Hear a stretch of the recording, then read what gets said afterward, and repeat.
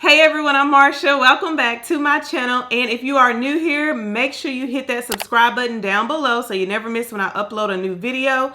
But today I'm excited to share with you my homemade spaghetti recipe. And this is the way I've been making it for years. And I actually learned how to make it this way from my mom. So thanks, Mom. But yeah, this is how we make our spaghetti for the most part. And I can't wait to share it with you. So let's just jump right into the video. Okay, so first we're going to start off with our seasoning. So this particular step is a little bit different from my mom because I'm making a homemade seasoning, but you can certainly buy a pre-made store-bought seasoning from the store. I'll show you which one I like in case you want to do that as well, because sometimes I do, but I wanted to show you how to make your own as well if you wanted to.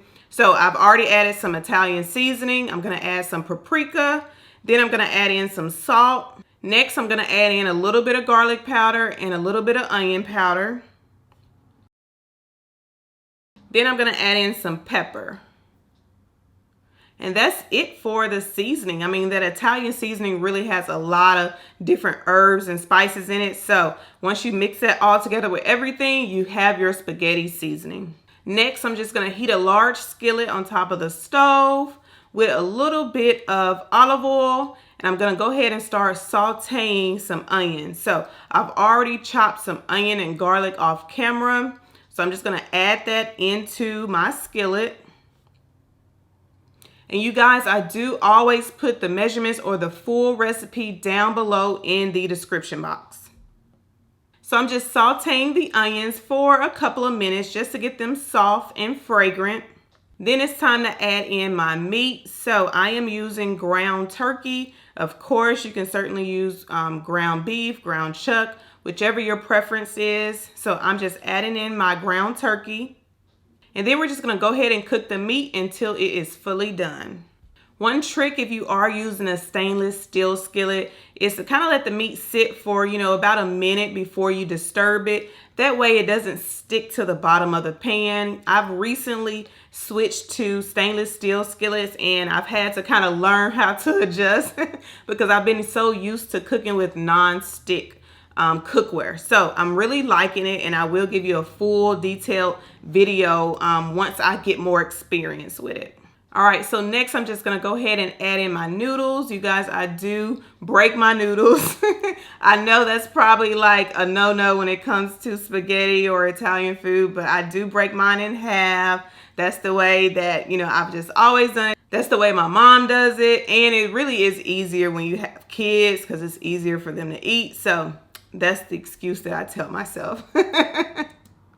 All right, so once my meat is done, I'm gonna go ahead and drain off some of the grease.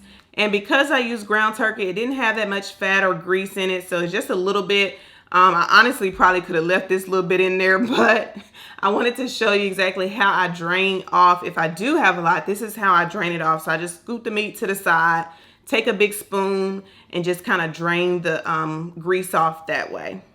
Now I'm going to toss in my garlic. I actually could have tossed it in a little bit before, but I just decided to toss it in at this point. And you just don't want to add it as soon as you add the onions because garlic tends to burn easily. So you do want to add it later on in your cooking. All right, so now it's time to add in that seasoning. So again, this is my homemade seasoning that I've already made. I'll list all the measurements down below. And then once I add that into the pan, I'm going to add a little bit of water just so I can stir all of that seasoning around and it can kind of get on all of that ground turkey meat. And I want to show you guys, if you don't feel like making your own seasoning, this is the one that I like to buy sometimes. It's by McCormick. And it is the thick and zesty spaghetti seasoning. You can certainly do that if you want. It's your choice. Either way, you just want to make sure your seasoning is well incorporated, and then we're going to go ahead and build on that flavor. So now we're going to add in a little bit of tomato paste. I don't like to use the entire jar. This is a small jar. You can, but I feel like maybe about half of the jar is enough. So I usually add about 2 to 3 big tablespoons, and that's enough for me. But it's tomato paste. It's really thick. So once you add the tomato paste in there, then you do need to add a little bit more water so you can kind of stir that tomato paste around. So I'll do that now just to make sure it's well incorporated as well. Next, I'm gonna add in some diced tomatoes. I like to get the one that has the basil garlic flavor to it. But this is another step that I don't think my mom does. It's just adding in some tomatoes. We really like the extra flavor and just that tomato bite. So I'm gonna throw that in there.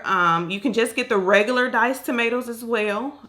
But I'm gonna add that in there, stir it really well. Then I'm gonna add in some tomato sauce. So right now everything is really thick from the tomato paste. So the sauce kind of gives it more flavor, but it also kind of thins everything out a little bit so it's not too thick and too heavy. So we're just gonna let this simmer on the stove at about medium low heat for about 5 minutes. So after your sauce has been simmering for about 5 minutes, there is one last thing you want to add in, and that is a little bit of sugar. So I know there's this back and forth about whether you put sugar in your spaghetti, but trust me, if you are making a homemade tomato-based spaghetti, then you do need a little bit of sugar, you guys. So that sugar helps break up some of that acidity in the tomatoes and that tartness. So if you're making a homemade spaghetti tomato sauce like we just did, then yes, you do need to add a little bit of sugar, you guys. But if you're buying the jar sauce stuff, then no, you don't. But if you're making it homemade, then you do. So I'm adding a little bit of sugar, and then I'm gonna stir that around. Then I'm just gonna let that simmer for about another minute or two. And then our homemade spaghetti sauce is pretty much ready. We just have to mix it in with our noodles. So I've drained off my noodles, I've added it back to the pot, and now I'm just gonna pour that spaghetti meat sauce on top of the noodles.